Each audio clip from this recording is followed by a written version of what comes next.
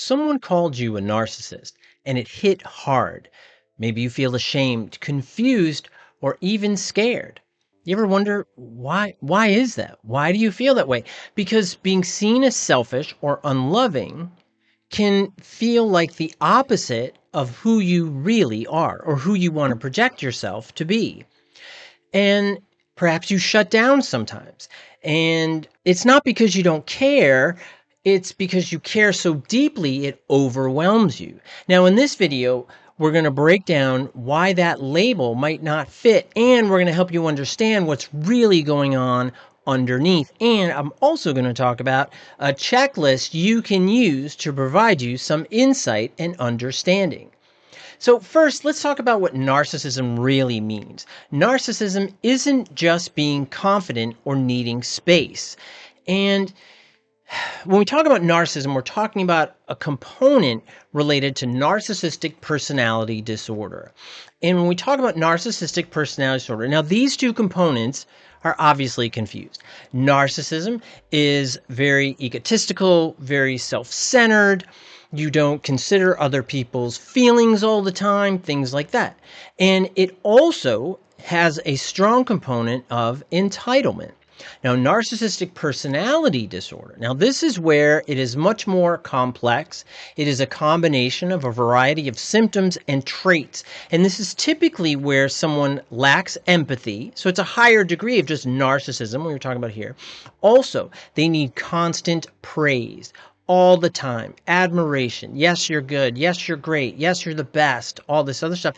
And they refuse to take responsibility.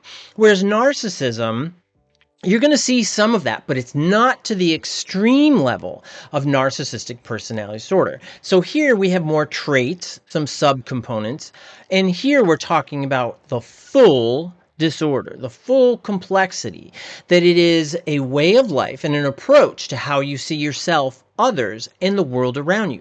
And if it's a little confusing, it is confusing to a lot of individuals, even some mental health providers, because often when they see traits of narcissism, sometimes they jump to narcissistic personality disorder, but that's not accurate. We don't want to do that because treatment and prognosis is very different. For individuals with narcissism, it is a higher prognosis. It is a higher probability of being treated in fewer sessions, whereas narcissistic personality disorder is going to take a lot longer because it is about really changing those internalized beliefs, behaviors, and patterns, as well as adjusting those maladaptive narcissistic belief, behaviors, and patterns to more adaptive patterns. Your narcissism, these individuals probably have some adaptive capacities and functions, so we can tap into those in treatment and really help these individuals to do things differently and separate their ego, their sense of self, from how they're seen by others and how they relate to others. Now, narcissistic personality disorder is rare, and it's very different from when you are setting boundaries, when you are feeling overwhelmed and you need to kind of step back a little bit. And it's even different from when you're feeling strong emotions. And that's what we're really talking about here, is that when someone calls you a narcissist, they may be misinterpreting you and not fully understanding the issues and concerns that you're contending with or where you are emotionally, cognitively at that moment. Now let's talk about 3 reasons you're not a narcissist. All right, here we go. So number 1. You shut down to stay safe. So you might go quiet or leave, not to punish others, but to stay regulated. You're overwhelmed. You need to pull back. Your brain's kind of spinning, right? Maybe your frustration tolerance is going down, and that's showing some insight. So for example, you walk out during a fight and you get called cold. But really, you were trying not to fall apart. You're trying to hold yourself together. The narcissistic personality disorder individual, in this case, they wouldn't care. They would just walk away. Enough, I don't care how you feel or anything else. Or they would walk away or passively aggressively engage in behavior for you to pay for what you did. Now, the second example here is that you set boundaries. Now, these are reasons you're not a narcissist. So remember, so you set boundaries. And here, this is saying no. So you're asking for space maybe, or even protecting your peace doesn't make you self-centered. Instead, again, what you're doing is taking care of your own mental state, your own mental health. And here, as an example, you don't reply to a message right away. And texting is so complicated. Not doing texting, but managing the psychological and emotional components of texting. That's what I mean. So you don't reply to a message right away, right? And you get accused of being selfish, but you were just emotionally exhausted. You're taking care of yourself. You're doing what you need to do. Or you're not in a good headspace to write back. And you're like, you know what? I don't want to write something that I might regret. You know what? I'm not going to do it. The narcissistic personality disorder example here would be that you let it fly. You don't think about what the receiver might think or feel, and you just let them have it without any regard about how they may feel about what you write. Now, the third example here that is a reason you're not a narcissist here, this is you reflect, worry, and you want to do better. Narcissists rarely lose sleep over those types of things. Like, they rarely get caught up in how people feel about their reaction. Typically, what a narcissist or narcissistic personality disordered individual would do in this case is that often they would turn it, and you may have been the recipient, is they turn it on the other person and say, oh, this is because they're insecure, they're stupid, they didn't do this right, that right, whatever it is. They turn it on the individual. In this example, we're talking about that you are reflecting the situation, you have a sense of worry about it, and you want to do it differently. And as an example, so you replay an interaction and wonder if you hurt someone. You don't replay the interaction to illustrate in your mind about how stupid or incompetent the other person is, because the reason you're doing that is to protect yourself. That's the narcissistic component and usage there. Not that you're concerned about other people's feelings and how they might react. Even if no one says anything, you're still worried about it. Oh, I hope I didn't hurt her feelings. I hope she's not feeling bad. I didn't mean to do that, whatever it may be. That's showing a sense of remorse, a sense of questioning your own influence, your own behaviors, your own emotions. A lot of narcissists, even though they can utilize empathy like that, a lot of them don't, because they don't feel other people are worth that emotional expenditure. And let's also talk about why you might think you are a narcissist. Now, this is really important because I think now the term narcissism is so overused. And I think so many people are using a clinical term to sort of describe, sometimes it's self-care, sometimes people are thoughtless and makes a mistake, but it's not routine. It's not part of an ongoing pattern. See, that's also the difference. Now, you might think that you're a narcissist if you grew up with narcissism or manipulation around you, whereas you learn that standing up for yourself feels wrong, that you're just supposed to be quiet and take it. You're supposed to fall in line with everybody else. You're not supposed to push back. You're not supposed to assert yourself, because that's breaking the roles and traditions that you were brought up to internalize and believe, not only about yourself, but how you treat others. Also, healing can sometimes look like pulling away, saying less, or even becoming clearer, and people may misinterpret it, particularly if you're within a social circle, could even be your family. When it is populated with narcissists, and they've been supplying those narcissists with all of this, what's called narcissistic supply or energy, meaning their behavior actually reinforces that narcissism. So when you are pulling away, you're saying less, things are becoming clearer, and you're seeing what's going on, what happens is, because you're taking care of yourself, you turn it on yourself, blame yourself, and that causes you to feel less than and to question your own sense of worth. Narcissists don't do that. Not at all. And lastly, for this part, and then we're going to get to the checklist part, is that you're not ignoring feelings. You're trying to manage them.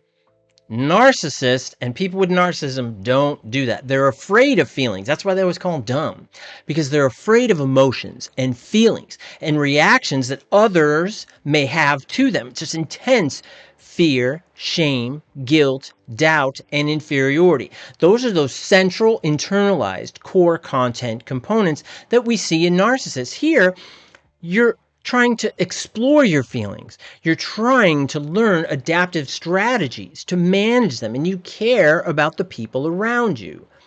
That's called self-regulation. That's not narcissism at all. And if you're still wondering, you want to check out the checklist, Not a Narcissist checklist. Title really kind of explains it all, I think. But we're going to go over it real quick, and the link is going to be in the description here. So in this questionnaire, you're going to be asking yourself some questions, 5 questions. Now, it is a checklist, so you can do it on like Adobe or something like that. You can click it on the computer, you can print it out, check it off. Could be something that you and your friends, maybe for coffee, could be everybody kind of answers it, talks about it. There's a lot of things that you could really do with it. But the goal is to build insight. So let's talk about these 5 things. The first one, do I feel bad when I hurt someone? Yes or no. Number 2 is, do I pull away when I'm overwhelmed? And it's not to punish someone else. Again, that goes back to that self-care. Yes or no. Do I care about how others feel? Yes or no.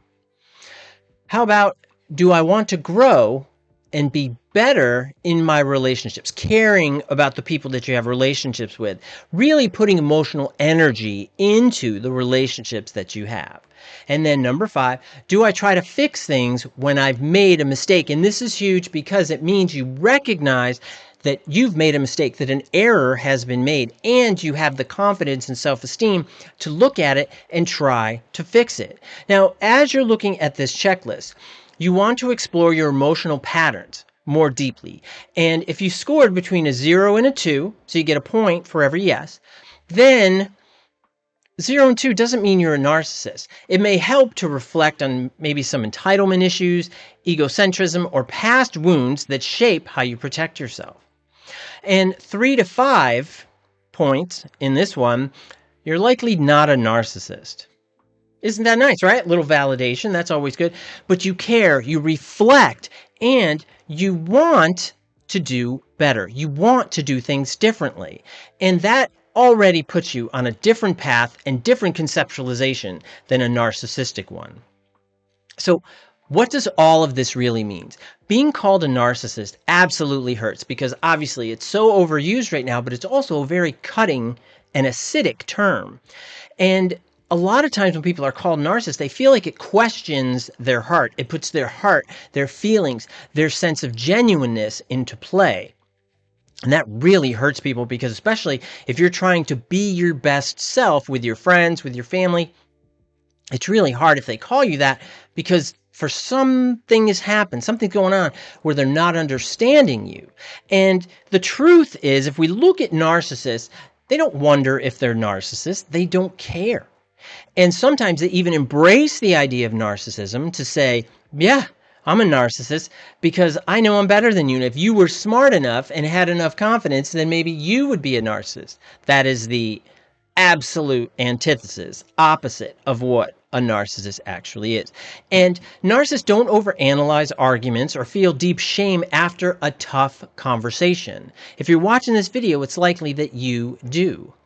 Now, let's say that you left the conversation because it was so intense and someone called you manipulative or a narcissist or another name. What they didn't see was your chest tightening, where your hand shaking, your brain was racing, your thoughts are going all over the place. That wasn't ego, that's emotional overload. Very, very different. And you're not trying to control others. You're trying to stay calm. You're not cold. You were overwhelmed. You're trying to have some emotional balance when you feel overwhelmed. And most of all, please recognize, because you have emotional concern with others, you are not broken. You are thoughtful. That's a good thing. Shouldn't all of us at least put some thought into how we're impacting others? because that helps us grow. And that's the point. So if you've ever been told you're a narcissist, but deep down, you know you care, you reflect, you hurt, you try to do things differently, please don't let that label define you, because it sounds like you've been mislabeled, right? And you're not a narcissist in this case. Is that you're a complex, feeling human being who's learning how to handle big emotions and how to protect your peace. Absolutely. Let this be a reminder for you. Let this video serve you as a good reminder that confusion doesn't mean you're broken. It doesn't mean that you are easily overwhelmed, you're weak, or anything like that.